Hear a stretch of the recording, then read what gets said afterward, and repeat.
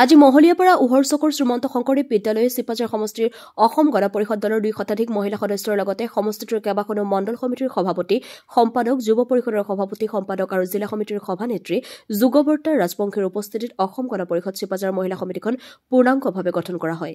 News desk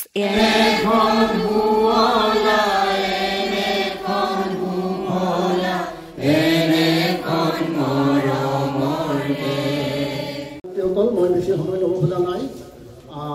সভাপতি ডাঙৰীয়া সুধিছোঁ যে আৰু কিমান সময় আমি আলোচনা কৰিব পাৰিম। এতিয়া খোৱা লোৱাৰ ব্যৱস্থাটো কৰিছে, গতিকে খবৰ আহিছে যে ভাতৰ প্ৰায় খাব পৰা অৱস্থা আপোনালোকে আহিছে, সেয়ে মই কিছু কথা কম বুলি ভাবিছোঁ। অসম গণ পৰিষদ দলৰ ভগ্নী সংগঠন অসম মহিলা পৰিষদ আজি চিপাঝাৰ সমষ্টিৰ মহিলা পৰিষদৰ এখন সাধাৰণ সভা আহ্বান কৰা হৈছে।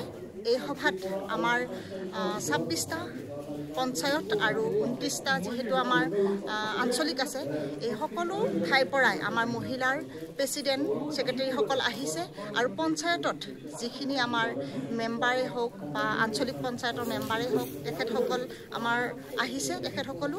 গতিকে আমি সকলোৱে যিহেতু 26ত আমাৰ বিধানসভাৰ নিৰ্বাচন হ'ব, এই নিৰ্বাচনত যাতে আমি সক্ৰিয়ভাৱে কাম কৰিব পাৰোঁ, শক্তিশালী ৰূপত আমি সকলোৱে কাম কৰি আমাৰ বিধায়কজন জিকাব পাৰোঁ, তাৰ কাৰণে আজি ৰণকৌশল প্ৰস্তুত কৰা হৈছে।